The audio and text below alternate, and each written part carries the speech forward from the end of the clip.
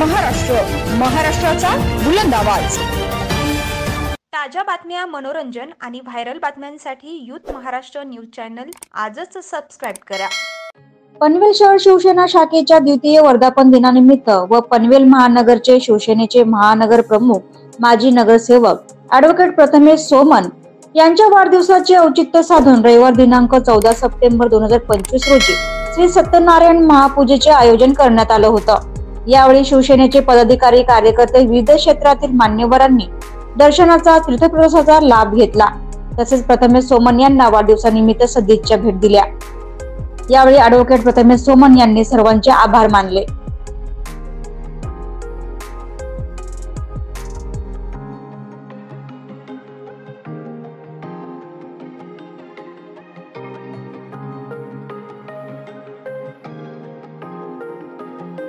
आज प्रथमेश सोमन चे जे आज काम आहे, जे कार्य आहे आणि एकनाथ शिंदेनी च्या बरोबरीने पहिला जाणारा तो आमचा पहिला शिवसैनिक आहे आणि महानगर प्रमुख आहेत आणि अशा ह्या महानगर प्रमुखाला त्याच्याबद्दल दोन शब्द बोलण्या इतपत नाही, त्याच्या सगळ्या आपण अनेक गोष्टी बोलू शकतो। कारण त्यांनी जे ह्या वयामध्ये ते जे वय आहे ते कौतुकास्पद त्यांनी कामगिरी केलेली आहे। आज इथं जे एकनाथ शिंदेची जी शिवसेना जे आहे ते वाढवण्याच्या जास्तीत जास्त काम त्यांनी केलेलं आहे।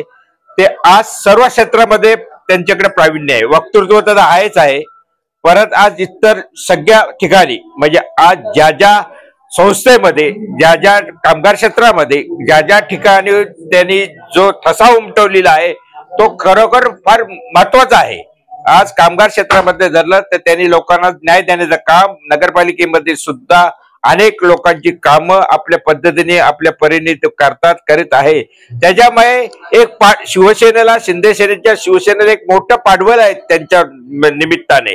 अशा या प्रथमेश सोमनला वाढदिवसाच्या शुभेच्छा देताना मला फार आनंद आहे, कारण तो फार लहान आणि आमचाच मुलगाच आहे तो, पण तो आज ज्या पद्धतीत आला त्याला आमचा आशीर्वाद आहे, असणारच।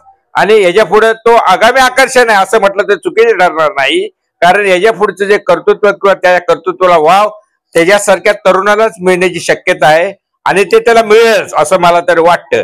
पण ह्याच अवधीच्या क्षणामध्ये आज आपला त्याचबरोबर वर्धापन दिन पण आहे। हा शिवसेनेचा एकनाथ शिंदेच्या आमच्या ह्या शाखेचा दुसरा वर्धापन दिन आहे।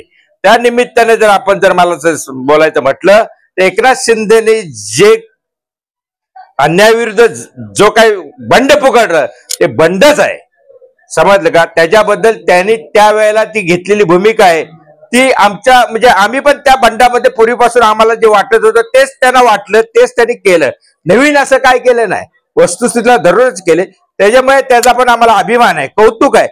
आज जर एकनाथ शिंदेने हे जे काय केलं ह्याच्या अगोदर किंवा पुढे सुद्धा कुणी करू शकणार नाही अशा पद्धतीचे ते बंड आहे आणि ते आज महाराष्ट्राला एक दिशा देणार आहे।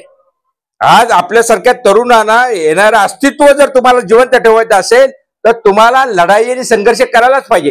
तेच जर पाहिलं तर एकनाथ शिंदेने तुम्हाला ती दिशा दिलेली आहे। आज ठाकरे हा काय ब्रॅड होऊ शकत नाही आणि होणार पण नाही। आज जी परिस्थिती आपण पाहतो, आज जो संजय राऊत जो बडबडतो त्याचा जो भोंगा चालतोय, पण आज जर बाळासाहेब जर असते तर बाळासाहेब बोलले असते रमेश याला फटकाव असे बोलले असते। कारण का त्याची जी आता जी काय सेटिंग किंवा आता जी काय गोष्ट चालली आज तो जे काय गेम करतोय म्हणजे राज ठाकरे सारख्या माणसाला सुद्धा तो ह्याच्यामध्ये गुंतवायला निघालाय, त्याच्यावर त्यांनी जाळा टाकलेला आहे की ह्या कुठल्या परिस्थितीत त्याने आपल्यावर का। तर आज जर तशी पाहिली तर उद्धव साहेबांची म्हणजे मानसिक स्थिती चांगली नाहीये। आज त्यांचं फक्त त्या दोघांनाच माहिती आहे, कुणाला, संजय राऊतला आणि उद्धव साहेबांना, त्या आज राज ठाकरेची तर गरजच आहे। उद्या जर वेळ आली तर हे उद्या उद्धव साहेबांचं म्हणजे जे शिवसेनेचे नेतृत्व आहे ते राज ठाकरेकडे जाण्याची शक्यता निर्माण झालेली आहे। अशा परिस्थिती वस्तुस्थिती आहे आणि ठाकरे हा ब्रँड राहावा हा त्यांची भावना आहे, पण ठाकरे हा ब्रँड आता राहिले। बाळासाहेब ठाकरे होते शिवसेना प्रमुखांनी जे मराठी माणसाचे जे वर्चस्व निर्माण केले हे दोन ठाकरेला जमणार नाही।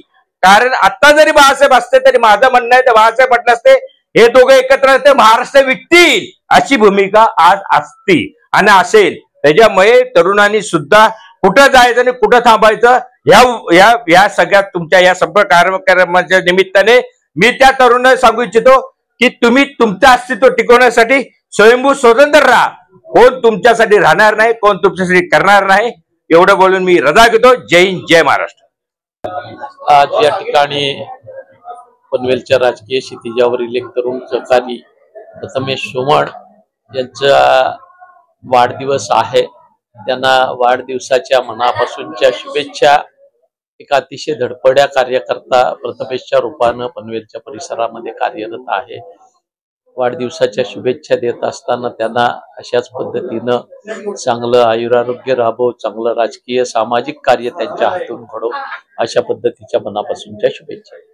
सर्वप्रथम आज शिवसेना शाखेच्या द्वितीय वर्धापन दिनानिमित्त आज सगळे नागरिक आणि आमचे सगळे हितचिंतक इथे जमले, त्याबद्दल मी त्यांचं स्वागत करतो, त्यांना शुभेच्छा देतो, त्यांचे आभार व्यक्त करतो. वाढदिवस हे फक्त औचित्य आहे, हा मेन कार्यक्रम नाही. तर आम्ही शिवसेना शिंदे साहेबांच्या नेतृत्वातली जी नवीन गठन केली, आज पनवेल शहरातल्या शाखेला 2 वर्ष पूर्ण झाली आणि त्याचबरोबरीनं आम्हाला हे सांगायचं की शिंदे साहेबांच्या निकटवर्तीय मी असा एकटा नसतो, तर महाराष्ट्रातला प्रत्येक शिवसैनिक आणि प्रत्येक सामान्य कार्यकर्ता हा थेट एकनाथ शिंदेच्या जवळचा आहे, असा आमचा नेता आहे आणि त्याच्यापैकीच आम्ही एक आहोत, याचा आम्हाला अभिमान आहे. आणि म्हणूनच सगळ्या हितचिंतकांची, सगळ्या मित्र परिवाराची तुम्ही जी गर्दी बघताय ते शिंदे साहेबांचं आमच्यावर असलेलं प्रेम आणि शिंदे साहेबांमुळे लोकांची जी कामं झाली आहेत त्याच्यामुळे त्याचं सर्टिफिकेट आम्हाला मिळतंय, याचा आम्हाला आनंद आहे. तर शुभेच्छांचा वर्षाव असं आपण नेहमी म्हणतो, पण खऱ्या अर्थाने तुम्ही आज अनुभवला. सोशल मीडिया असेल, फोन, मेसेज, प्रत्यक्ष भेटीगाठी या सर्वांच्या माध्यमातून माझे अनेक सहकारी पदाधिकारी, शिवसैनिक, मित्रमंडळी, परिसरातले नागरिक, हितचिंतक यांनी अजून शुभेच्छा दिल्या. त्याबद्दल मी त्यांच्या ऋणात राहणंच नेहमी व्यक्त करीन. कुठल्याही राजकीय आकांक्षेपोटी नाही, तर जी काही सामाजिक सेवा आणि सामाजिक टच राखण्याचा जो माझा स्वभाव आहे त्या दृष्टीनं जे मी काही वर्षभर लोकांची ज्या प्रकारे संवाद साधतो, त्यांच्याबरोबर असतो, त्याचं एक प्रकारे फलित मिळालं असं मला वाटतं. महाराष्ट्र, महाराष्ट्राचा बुलंद आवाज.